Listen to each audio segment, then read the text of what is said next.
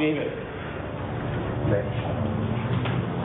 दमयंती देवी, आपका ज्यादा वक्त नहीं लेंगे, सिर्फ 2-4 सवाल करने हैं आपसे। पहले ये बताइए कि आपकी और निशानाथ बाबू की शादी कब हुई? 10 साल पहले। जिस वक्त आपकी शादी हुई तब निशानाथ बाबू नौकरी पर थे, मतलब सेशन जज थे? नहीं, शादी बाद में हुई। गुलाब कॉलोनी में आने से पहले? जी। इसका मतलब जिस वक्त आपकी शादी हुई निशानाथ बाबू की उम्र 47 साल की थी? जी। माफ कीजिए, इस वक्त आपकी उम्र क्या है? 29। तो जब आपकी शादी हुई निशानाथ बाबू की उम्र 47 और आपकी 19 थी? जी। आपकी कोई संतान नहीं था? नहीं। तो विजय बाबू आपके साथ कब से? जी, 10 साल पहले मेरे माता पिता की मौत हो गई, तभी से मैं चाचा जी के साथ हूँ। दमयंती देवी, परसों रात को आप रसोई घर से अपने कमरे में कब गई? करीबन 10 बजे। निशानाथ बाबू तब कहाँ थे? सो गए थे। कमरे में अंधेरा? जी। खिड़की खुली थी? शायद थी, गौर नहीं किया। फिर आपने क्या किया? मैं भी लेट गई। अच्छा, निशानाथ बाबू तब सो रहे थे, मतलब जिंदा थे? जी।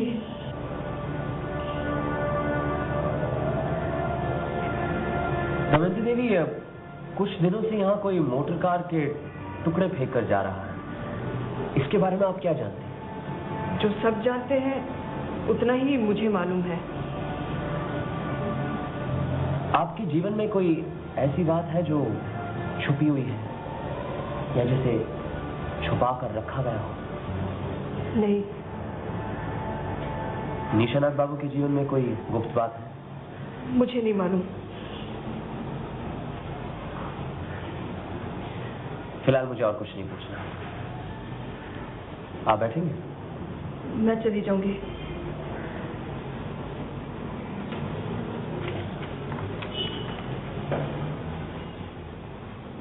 आपकी शादी प्रोफेसर नेपाल गुप्ता की लड़की मुकुल से तय हुई थी, लेकिन फिर आप मुकर गए, क्यों? ये मेरा निजी मामला है।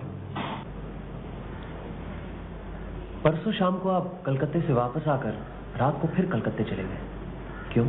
मुझे काम था। क्या काम? ये भी मेरा निजी मामला है। विजय बाबू, आपके निजी मामलों को जानने की कोई उत्सुकता नहीं है। आपने यहाँ हमें निशानाथ बाबू की मौत के बारे में बुलाया है। अगर आप ही सारी बातें गुप्त रखेंगे तो हमारी यहाँ छानबीन करने से क्या फायदा? मैं आपको यकीन दिलाता हूँ कि इन सवालों के साथ चाचा जी की मौत का कोई संबंध नहीं है।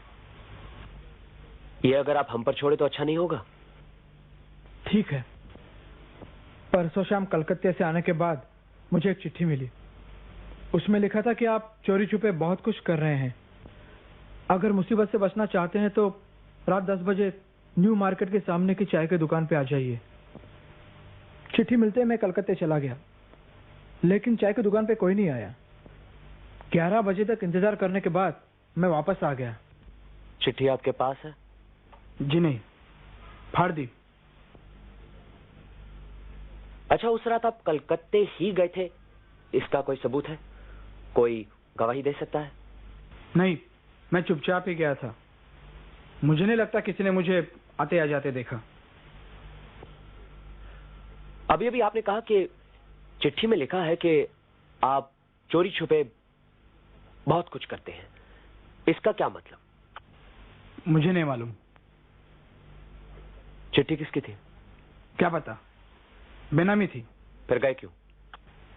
किसने बेनामी चिट्ठी लिखी है उसे देखने के लिए। अच्छा, ठीक है, जाइए। अजीत, लक्ष्मी को भेज दो। अब लक्ष्मी कुछ बीमार है, अपने कमरे में लेटी है। ठीक है। प्रोफेसर नेपाल गुप्ता को भेज दो। चिट्ठी किसने भेजी?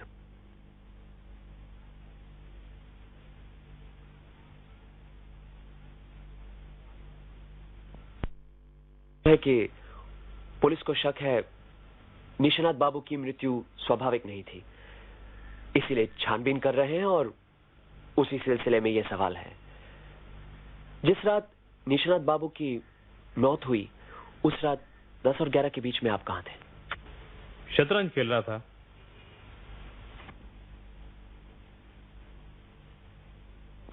शतरंज खेल रहे थे? किसके साथ? मुकुल के साथ। अच्छा, जब आप शतरंज खेल रहे थे तो वहां कोई था या किसी ने आपको शतरंज खेलते हुए देखा? जी नहीं, निशाना तो उसी वक्त मारने वाला है ये पता नहीं था, वरना आपके लिए कोई ना कोई गवाह जरूर जुगाड़ लेता। उस रात आप निशानाथ बाबू के कमरे की तरफ नहीं गए? उधर क्यों जाने लगा? गर्मी से नींद नहीं आ रही थी, इसलिए शतरंज खेलने बैठ गया। और आप? मैं पिताजी के साथ ही थी।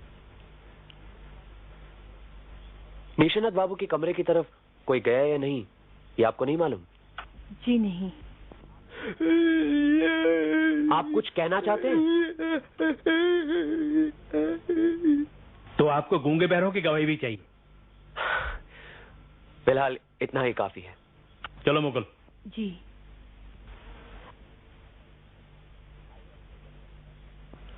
आइए डॉक्टर भुजंगदर, बस एक ही सवाल करना है आपसे।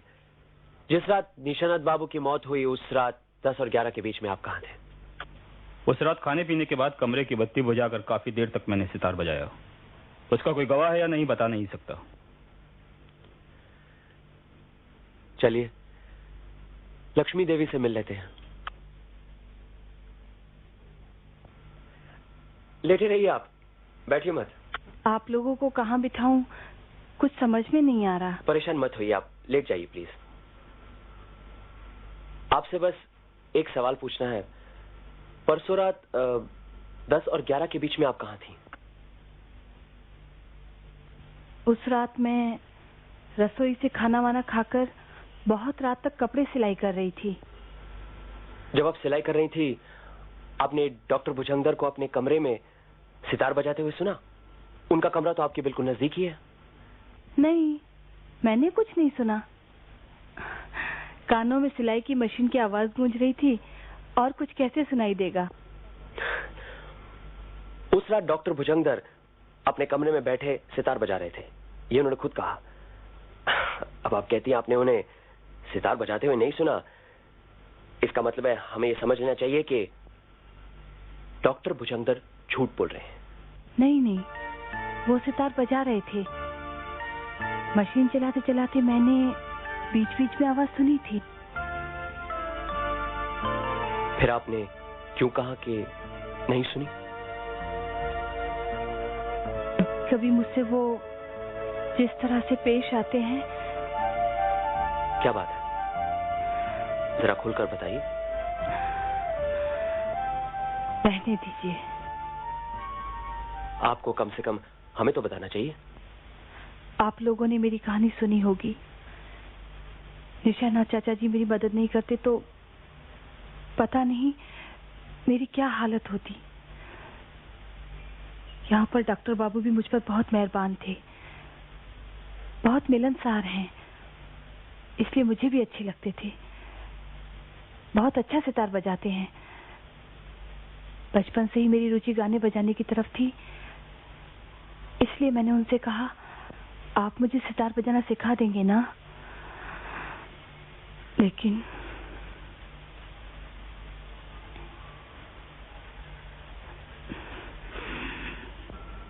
आप बताइए ना। डॉक्टर बाबू ने जो शर्त रखी उसे सुनकर उल्टे पांव वापस आ गई। जिंदगी में एक बार गलती की है, इसलिए उन्होंने समझा।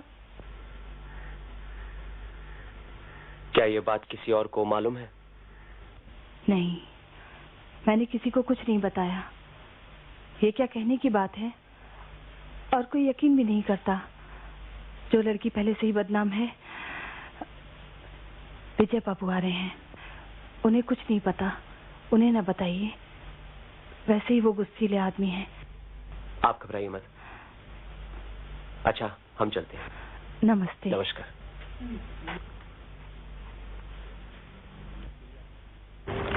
एक अजीब चिड़ियाघर है। कैसे? यहाँ डॉक्टर डॉक्टरी न करके सितार बजाता है। प्रोफेसर आधी रात तक अपनी बेटी के साथ शतरंज खेलता रहता है। कॉलोनी का मालिक, जिस रात उसकी हत्या होती है, पास के कमरे में उसकी पत्नी सोई हुई है, उसे पता ही नहीं चलता। और मालिक का भतीजा हत्या के वक्त कलकत्ता चला जाता है। एक चिट्ठी पढ़ता है, पूछने पर कहता है चिट्ठी फाड़ दी। और खून के बाद कॉलोनी में एक रहने वाला गायब हो जाता है। अभी ये चिड़ियाघर में तो और क्या है। आज की पूछताछ से कुछ पता चला? यही पता चलता है कि सब झूठ बोल रहे हैं। सफेद झूठ नहीं, लेकिन झूठ और सच को मिलाकर एक अजीब भाषा बोल रहे हैं, जहां पे ये पता नहीं लगता कि क्या झूठ है और क्या सच है। लक्ष्मी ने मेरा हाथ पकड़ा, गौर किया? गौर क्यों नहीं करूंगा? ये भी गौर किया कि तुमने भी दोनों हाथों से उसका हाथ पकड़कर प्यार जताया। प्यार नहीं, हमदर्दी जता रहा था। खैर इंस्पेक्टर बराट, एक विनती है। अरे कहिए ना, हम दोनों का काम तो एक ही है। आप कल से पहरा बिठा दीजिए। किसी को कॉलोनी में पता नहीं लगना चाहिए। हमें ये मालूम करना है कि कॉलोनी छोड़कर कौन किस वक्त जाता है, कहाँ जाता है, कब जाता है। ठीक है, मैं कॉलोनी और स्टेशन दोनों जगहों पर खुफिया पुलिस तैनात कर देता हूँ। ठीक है, चलिए रात काफी हो चुकी है, घर चलते हैं। हेलो। हाँ है, पर सो रहे हैं। कौन है? आप कौन? किसी विजय का फोन है, जरूरी काम है।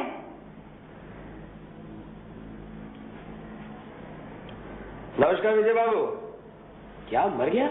कौन मर गया? शर्मिला की सास बहुत बीमार थी, कहीं वो तो नहीं, तुम्हारी शर्मिला को भी और दुख झेलने हैं। उसकी सास को कुछ नहीं हुआ।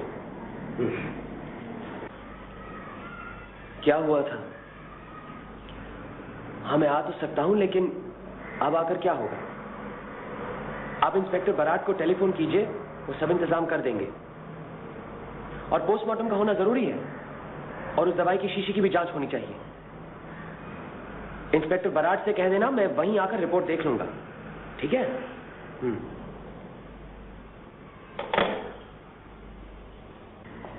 कौन गया? पानू गोपाल। अभी अभी उसकी लाश अहाते में मिली। कान में दवाई दी थी, दवाई में जहर मिला हुआ था। सारे शरीर में जहर फैलते ही वो चिल्लाता हुआ कमरे से बाहर आया और अहाते में गिरते ही उसकी मौत हो गई। गुलाब कॉलोनी में ही हो क्या रहा है? असल में गलती मेरी है। मुझे समझ जाना चाहिए था कि अगर पानू ने कुछ देखा है तो उसकी जान खतरे में हो सकती है। मुझे उसको यहीं अपने साथ ले आना था। प्रोफेसर गुप्ता, क्या बात है? आप पुलिस स्टेशन क्यों आए? चाक मारने। दिमाग खराब हो गया था जो पुलिस की मदद करने चला है। गलती हो गई। पुलिस की मदद? बस बहुत हो गया, अब मैं चलता हूँ। अरे रुकिए तो सही, क्या बात है, कुछ बताएंगे नहीं? मैं पुलिस थोड़ी हूँ। कॉलोनी में दो खून हो गए, पुलिस चुपचाप बैठ सकती है, लेकिन मैं कैसे चुप रहूं? आखिर मेरी भी तो कुछ जिम्मेदारी है। मुझे मालूम है खून किसने किया है, और यही बताने मैं यहाँ आया था, लेकिन बलिहारी है पुलिस की, उल्टे मुझसे जिरह करने लगी जैसे खून मैंने ही किया है। अच्छा, आपको मालूम है खून किसने किया है? अरे इसमें इतना जानने न जानने की क्या बात है? पूरी कॉलोनी को मालूम है खून किसने किया है, लेकिन छाती ठोक कर कहने की हिम्मत किसी में नहीं है। अच्छा, तो खून किसने किया है? विजय ने। और कौन खून करेगा? पहले चाची के साथ सांठ-गांठ करके चाचा को उड़ाया, फिर पानू को सफाया किया। अच्छा, पानू भी तो उन्हीं के साथ था ना? हाँ पानू, लेकिन आपको मालूम है पानू की मौत कैसे हुई? निकोटीन से। मुझे सब खबर लगती रहती है। लेकिन विजय ने निकोटीन कहाँ से हासिल किया? निकोटीन तो बाजार में मिलता ही नहीं। ओफो, बाजार में सिगरेट तो मिलती है ना। जिसकी खोपड़ी में अकल है वो एक पैकेट सिगरेट से इतना निकोटीन निकाल सकता है कि पूरी की पूरी कॉलोनी साफ हो जाए। आया आपके समझ में? आपका तो पुलिस के साथ बहुत उठना बैठना है, आप ही कुछ करिए, हम भी तो देखें कि आप ही कुछ है।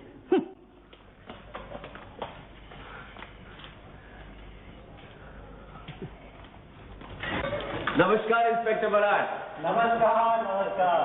आइए। अभी बाहर प्रोफेसर गुप्ता से मुलाकात हुई। अरे प्रोफेसर की मत पूछिए, पूरा पागल, तब से सर खा रखा था। विजय खूनी है, विजय खूनी। लेकिन गवाह और सबूत के नाम पर कुछ नहीं। असल में विजय ने उसे नोटिस दे रखा है कि चुपचाप शराफत से रहना है तो रहो, वरना रास्ता ना पाओ। अरे हाँ, ये रही पानू गोपाल के पोस्टमार्टम की रिपोर्ट। मौत निकोटीन के जहर से हुई। दवा की शीशी में भी निकोटीन मिली। पानू गोपाल की लाश को पहले किसने देखा था? प्रोफेसर की लड़की मुकुल। मुकुल?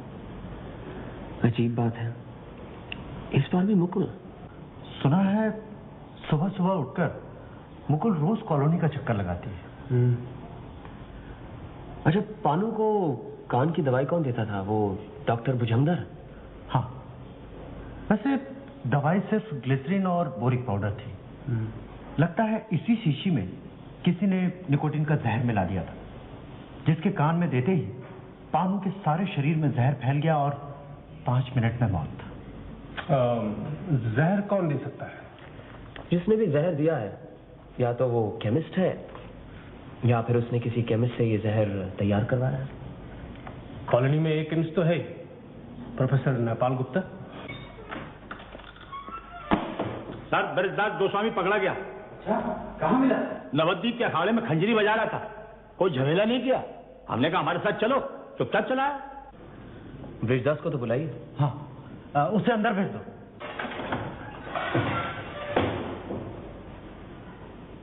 इधर आइए।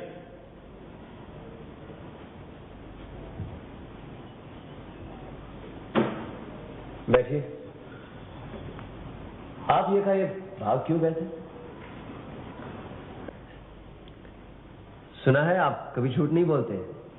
क्या सच बोलने के डर से ही भाग गए थे? ऐसी कौन सी सच बात है जो आप हमें बताना नहीं चाहते? अच्छा, रहने दीजिए। ये बताइए कि निशानाथ बाबू की मौत के बारे में आप कुछ जानते हैं? नहीं, मैं कुछ नहीं जानता। किसी पर शक है? जी नहीं। अच्छा, जिस रात निशानाथ बाबू की मृत्यु हुई थी, उस रात आप कॉलोनी में ही थे? जी, कॉलोनी में ही था। तो रात के खाने के बाद आप कहाँ थे और क्या कर रहे थे? तो रात को डॉक्टर बाबू और मैं अपने अपने कमरे में चले गए। डॉक्टर बाबू कमरे में बैठे सितार बजा रहे थे और मैं बाहर बरामदे में बैठकर सितार सुन रहा था। अच्छा, तो कब तक बजाया उन्होंने? करीबन रात के 11:30 बजे तक। बड़ी अच्छी बजा रहे थे। जी। लगातार बजा रहे थे? मतलब एक बार रुके भी नहीं? लगातार बजा रहे थे, एक बार भी नहीं रुके। मतलब 5 मिनट के लिए भी नहीं? लय ठीक करने के लिए 1-2 बार रुके, लेकिन वो केवल 5-10 सेकंड के लिए। आपने उन्हें सितार बजाते हुए देखा? देखता थे, वे अंदर में बैठे बजा रहे थे। अच्छा, आप तो निशानाथ बाबू को कॉलोनी में आने से पहले ही पहचानते हैं ना? जी। आप उनके यहाँ काम करते थे और उन्होंने ही आपको जेल की सजा दी थी? जी, गलती मेरी ही थी। विजय बाबू तब उनके साथ रहते थे? जी हाँ। अच्छा, तब निशानाथ बाबू और दमयंती की शादी हो चुकी थी? क्या बात है, आप जवाब नहीं दे रहे? दमयंती को आप तभी से ही पहचानते हैं ना? जी। मतलब निशानाथ बाबू और दमयंती की शादी पहले ही हो चुकी थी, ठीक है ना? क्यों? फिर क्यों छुपा हुआ है? इसीलिए मैं भाग गया था। मुझे मालूम था कि आप मुझसे यही सवाल पूछेंगे। दुहाई ओमकेश बाबू, मुझसे ये सवाल न कीजिए। मैंने 7 साल तक उनका अन्न खाया है। मुझसे ये नमक हरामी मत करवाइए। बात क्या है? मैंने अपनी जिंदगी में काफी झूठ बोला है, लेकिन अब और नहीं बोलूंगा। जेल से छूटने के बाद मैंने संन्यास ले लिया, गले में कंठी ले ली। लेकिन सिर्फ कंठी लेने से क्या होता है? मन में भक्ति कहाँ है, प्रेम कहाँ है? इसीलिए कसम खाइए कि अब मैं झूठ नहीं बोलूंगा। शायद इसी से धर्म का पालन हो। इसलिए आपसे हाथ जोड़कर विनती है कि निशानाथ बाबू के बारे में मुझसे कुछ न पूछें। वो मेरे माता पिता समान है।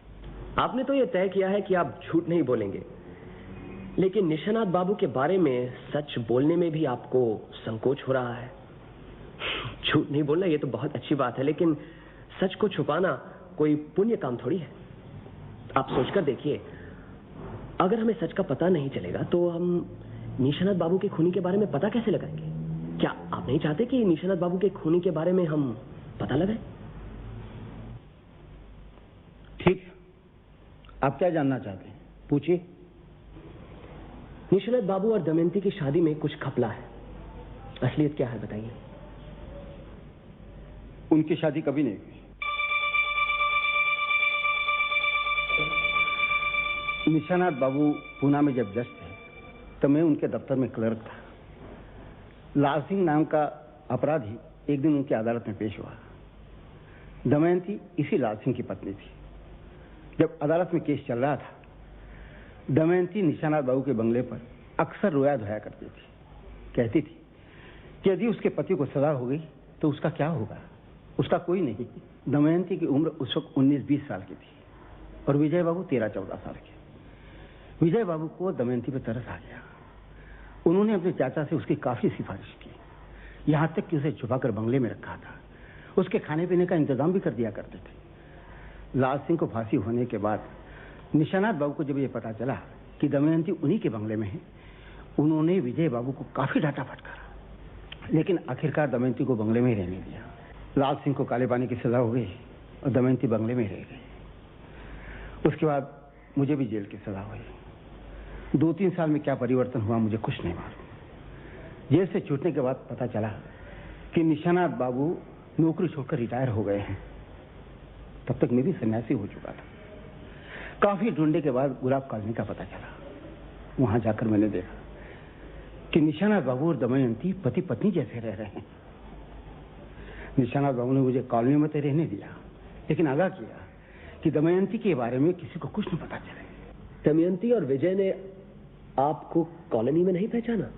इन दोनों ने मुझे पुणे में शायद एक आध बार देखा होगा, लेकिन इतने दिनों बाद गुलाब कॉलोनी में मुझे सन्यासी के रूप में देखकर इन्होंने बिल्कुल नहीं पहचाना और मैंने भी इन्हें कोई बताने की जरूरत महसूस नहीं की। निशानाथ बाबू और दमयंती जैसे महापुरुष इस दुनिया में कमी है, इसलिए मैं नहीं चाहता कि मेरी वजह से इन्हें कोई परेशानी हो। इंस्पेक्टर बराट, अंधेरा काफी साफ होता जा रहा है, चलिए एक बार कॉलोनी घुमाते हैं। फिर मेरा क्या होगा? आप भी चलिए और जैसे थे वैसे ही रहिए। क्यों?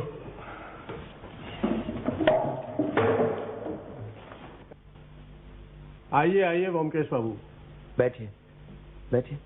आप भी बैठिए विजय बाबू। दमयंती देवी, उस दिन जब आपसे सवाल किए आपने सब कुछ साफ साफ नहीं बताया, क्या आज बताएंगी? क्या नहीं बताया? उस दिन आपने कहा कि 10 साल पहले आपकी शादी निशानाथ बाबू से हुई थी, लेकिन हमें पता चला है कि आपकी शादी निशानाथ बाबू से हुई ही नहीं। वो आपके पति नहीं? नहीं नहीं, वही मेरे पति है, वही मेरे पति है। ब्योमकेश बाबू, आपको भी बहुत से सवालों का जवाब देना होगा विजय बाबू। आपने भी काफी झूठ बोला है। फिलहाल हमें एक बात बताइए दमयंती देवी, जिस रात निशानाथ बाबू का खून हुआ था उस रात क्या क्या हुआ था?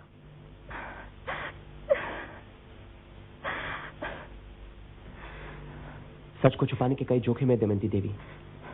शायद इसी सच को छुपाने की वजह से पानु गोपाल मुफ्त में मारा गया। अब और झूठ का सहारा मत लीजिए, जो कुछ हुआ है साफ साफ कह दीजिए। मैंने कोई झूठ नहीं बोला है। उस रात के बारे में मैं जो कुछ भी जानती हूँ सब कह दिया है। पास वाले कमरे में रहकर भी आप कहती हैं कुछ नहीं पता चला? ये कैसे हो सकता है? या तो उस रात 10 और 11 के बीच में आप अपने कमरे में नहीं थी, या फिर आपकी आंखों के सामने निशानाथ बाबू की हत्या हुई है। कहां गई थी? 7-8 महीने पहले मुझे डाक से चिट्ठी मिली, लाल सिंह की चिट्ठी। जेल से छूटने के बाद उसने मुझे यहाँ ढूंढ निकाला। उसने देखा मैं सुखी हूं तो मुझे छेड़ा नहीं, लेकिन उसे रुपयों की बहुत जरूरत थी, इसलिए उसने मुझे ब्लैकमेल करना शुरू कर दिया। चिट्ठी में लिखा था कि रात 10 और 11 के बीच गेट के पास 500 रुपए रख दूं, किसी से कुछ न कहूं, और अगर कहा तो वो हम दोनों का खून कर देगा। वो फिर कभी चिट्ठी नहीं लिखेगा, लेकिन जब भी रुपयों की जरूरत पड़ेगी तब वो मोटर के किसी टुकड़े को कॉलोनी में फेंक देगा, और तब उस रात 10 और 11 के बीच 500 रुपए गेट के पास रख दिए जाएं। वो चिट्ठी कहाँ है? चिट्ठी में लिखा था कि पढ़कर चिट्ठी फाड़ दी जाए। मैंने फाड़ दी। फिर? मैं बहुत डर गई थी। मैंने चिट्ठी के बारे में किसी को नहीं बताया। कॉलोनी के रुपए पैसे का हिसाब मैं ही रखती थी। मैंने 500 रुपए गेट पर रख दिए। और इस तरह 7-8 महीनों से जब भी मोटर का टुकड़ा पाया जाता, आप उस रात 10 और 11 के बीच में पैसे गेट के पास रखती थी? जी। जिस रात निशरत बाबू की मौत हुई उस दिन तो मोटर का टुकड़ा कोई मिला नहीं वहां पर? उस दिन एक और चिट्ठी मिली। उसमें लिखा था कि वो हमेशा के लिए कलकत्ता छोड़कर पंजाब जा रहा है, इसीलिए आखिरी बार मुझसे मिलना चाहता है। रात 10 और 11 के बीच गेट के पास। अगर 11 तक वो नहीं आ सका तो फिर वो कभी नहीं आएगा। ये चिट्ठी भी आपने फाड़ दी? जी। उस रात 10 और 11 के बीच में आप कॉलोनी के गेट के पास थी? जी। लाल सिंह मिलने आया? नहीं, फिर मैं अपने कमरे में जाकर सो गई। विजय बाबू, दमयंती देवी आपके चाचा की ब्याही हुई पत्नी नहीं है, ये बात आपने किसी और को बताई है? जी जी जी नहीं। यहां का काम खत्म हो गया। आप आज रात से ही पहरा बैठा दीजिए, कोई यहां से बाहर नहीं जाएगा। लेकिन मत कीजिए। निशानत बाबू का खूनी इसी कॉलोनी में है। और दमयंती देवी, आपको मालूम होना चाहिए कि लाल सिंह 2 साल पहले ही जेल में गुजर गया है। चलिए इंस्पेक्टर।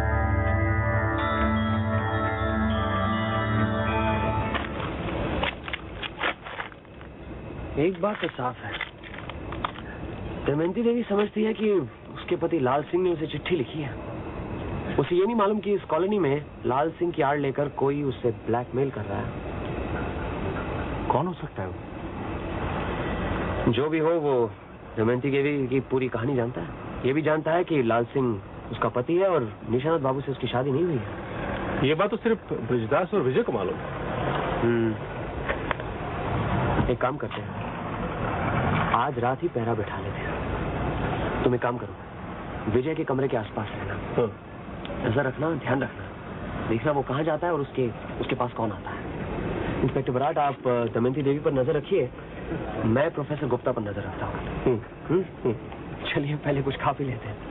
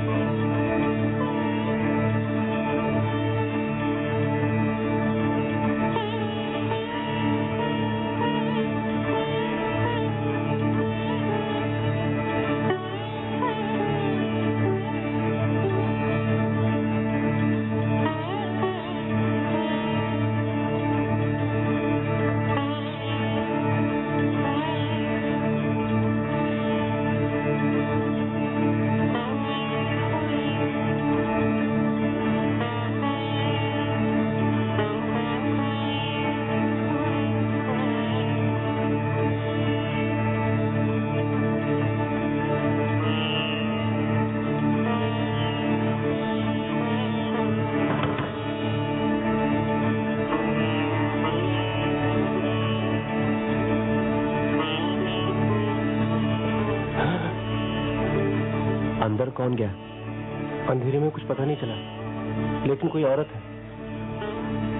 मैंने और इंस्पेक्टर बराट ने अभी मुकुर और लक्ष्मी को अपने कमरे से निकलते हुए देखा है। हाँ।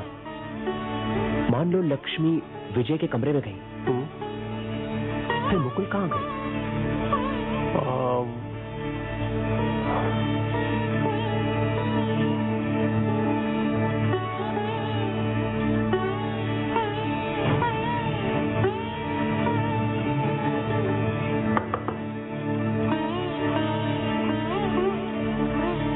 माफ कीजिए विजय बाबू, आपको इस वक्त तकलीफ थी। बत्ती जलाने की कोई जरूरत नहीं। हम सिर्फ ये जानना चाहते हैं कि अभी अभी यहाँ कौन आई थी। देखिए, निशानत बाबू की हत्या की गुत्थी हम करीबन सुलझा चुके हैं। अगर आप नहीं बताएंगे तो पुलिस आपको उनके कत्ल के शक में हिरासत में ले लेगी। बेहतर यही होगा कि आप साफ साफ हमें बता दें। कौन आई थी? लक्ष्मी? लक्ष्मी ही थी ना? नहीं। लक्ष्मी नहीं थी? नहीं, मुकुल आई थी। मुकुल? क्यों? कहने आई थी कि उन्हें कॉलोनी छोड़कर जाने का हुक्म वापस ले लें। इतनी रात गए?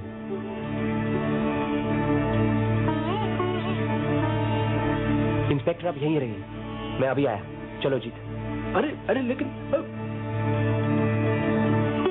कहाँ जा रहे हैं? पता लगाने की लक्ष्मी कहाँ गई थी। डॉक्टर भुजंगर के यहाँ कि दमयंती देवी के यहाँ? तीसरी जगह तो हो ही नहीं सकती।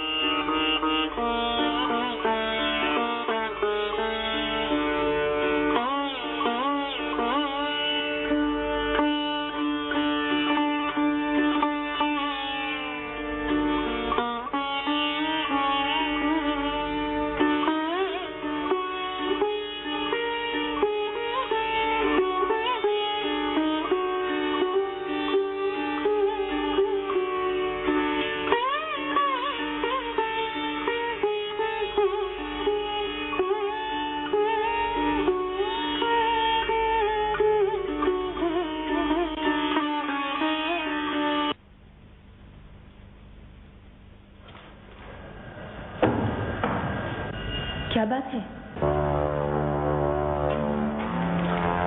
मुझे लगा कोई खिड़की से अंदर झांक रहा है। मैं तो कब से कह रही हूँ, चलो अब हम यहाँ से चले जाते हैं। काफी रुपया तो इकट्ठा हो गया है।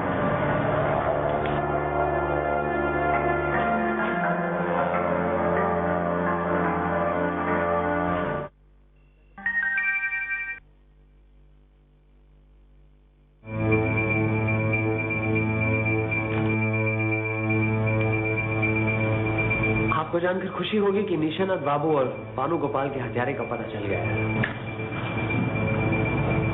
सिर्फ पता ही नहीं चला, हमें सारे सबूत भी मिल चुके हैं। हत्यारा इसी कमरे में है। कानून कभी उसे माफ नहीं करेगा। मौत की सजा से वो बच नहीं सकता। इसीलिए मैं एक बार फिर उसे मौका देता हूं कि अगर उसमें जरा भी इंसानियत बची है तो वो अपना जुर्म कबूल कर ले।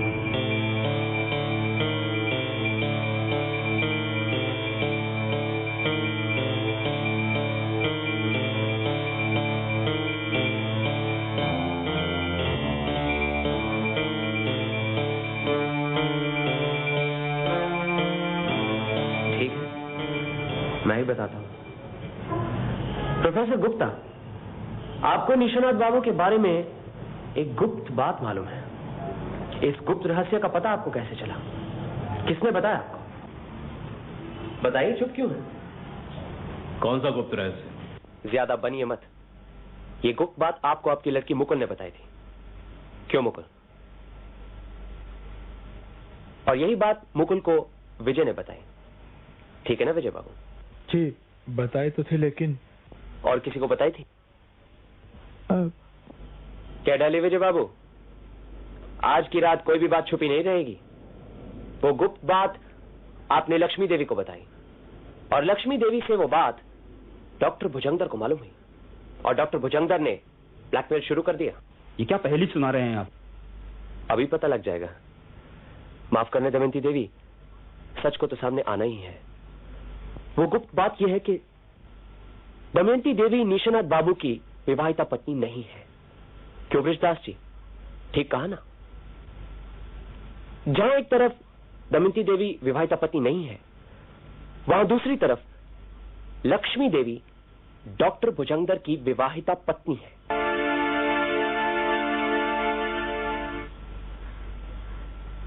डॉक्टर भुजंगर दास, यह भी क्या आपको पहेली लग रही है? चलो मान लेते हैं कि लक्ष्मी मेरी पत्नी है। इससे क्या साबित होता है? निशानाथ बाबू का खून मैंने किया है, पानू को जहर मैंने दिया है। इससे यह साबित होता है कि आप और लक्ष्मी देवी दोनों पहुंचे हुए कलाकार हैं, और आप दोनों में अपराध करने की इच्छा इतनी प्रबल है कि इसकी तरफ खींचे चले आते हैं। गुलाब कॉलोनी में आने से पहले दोनों ने कितने अपराध किए हैं फिलहाल तो मुझे कुछ मालूम नहीं, लेकिन यहां पे आकर डॉक्टर भुजंगर को एहसास हुआ कि ये जगह भी हड़प ली जा सकती है और वे इस जगह के मालिक बन सकते हैं। इसलिए किसी छल से उन्होंने लक्ष्मी को भी यहां बुला लिया। लक्ष्मी भुजंगर की साथी थी, उसने विजय को अपने जाल में फंसा लिया था, और विजय बाबू भी लक्ष्मी के चंगुल में आ गए थे। उन्होंने उससे शादी करने की ठान ली थी। निशानत बाबू इस शादी के खिलाफ थे, लेकिन विजय की आंखों पर पर्दा पड़ा हुआ था। विजय ने लक्ष्मी को निशानत बाबू और दमयंती देवी की असलियत बता दी। बस फिर क्या, खेल शुरू हो गया। डॉक्टर भुजंगर ने दमयंती देवी के पति लाल सिंह की तरफ से उन्हें एक फर्जी चिट्ठी भेजी। उन्होंने कहा, मैं जिंदा हूं और इस राज को छुपा रखने के लिए कुछ रुपए चाहिए। जब कॉलोनी में मोटर का टुकड़ा पाया जाएगा, उसी रात को दमयंती देवी 500 रुपए लेकर कॉलोनी के गेट के पास आ जाएंगी। बस दमयंती देवी का शोषण शुरू हो गया। वो डर गई थी, लेकिन उन्होंने किसी को कुछ नहीं बताया। निशानत बाबू को असलियत का पता नहीं था, इसलिए मोटर के टुकड़ों के रहस्य के बारे में वो मेरे पास आए। तभी डॉक्टर भुजंगर ने ठान ली कि वो निशानत बाबू का खून करेंगे। उस रात उन्होंने विजय बाबू को एक फर्जी चिट्ठी भेजी और उन्हें 10 और 11 के बीच में रात को कलकत्ते भिजवा दिया। एक दूसरी फर्जी चिट्ठी उन्होंने दमयंती देवी को भेजी और उन्हें कॉलोनी के गेट के पास लाल सिंह से मिलने के लिए 10 और 11 के बीच बुलवा लिया। और वो खुद अपने कमरे में बैठे सितार बजा रहे थे। ऐन मौके पर उन्होंने सितार लक्ष्मी देवी को दे दी। ये तो आज रात मालूम पड़ा कि लक्ष्मी देवी भी सितार बजाने में माहिर है। इधर लक्ष्मी देवी अपने कमरे में बैठी सितार बजा रही थी, उधर डॉक्टर भुजंगर निशानत बाबू के कमरे में गए। पहले खिड़की बंद की, फिर उनके गले की नली पर वार करके उन्हें बेहोश कर दिया। फिर उन्हें मोजे पहनाए और ऊपर छत की कड़ी से उल्टा लटका दिया। निशानत बाबू ब्लड प्रेशर के मरीज थे। सारा खून सर पर जमा होकर अंदर की नली फट गई। ब्रेन हैमरेज से वो गुजर गए। फिर उन्हें नीचे उतारकर खाट पर लेटा दिया और आराम से दोनों पैरों की रस्सी खोल दी।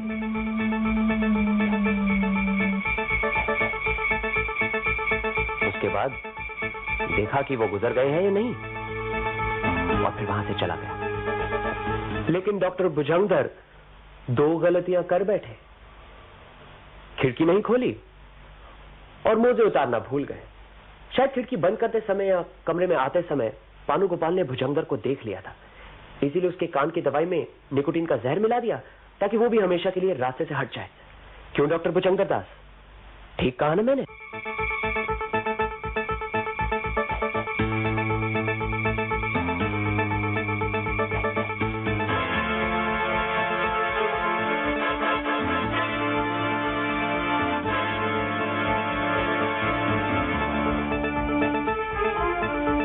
चलो लक्ष्मी, चलते हैं।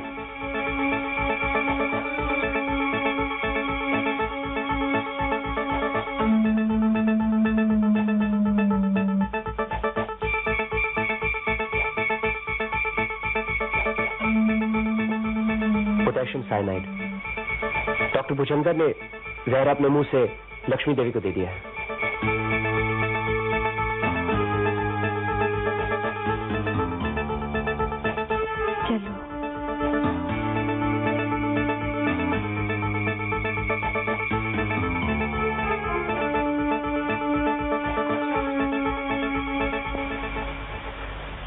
लगता है अब विजय और मुकुल का मिलन हो जाएगा।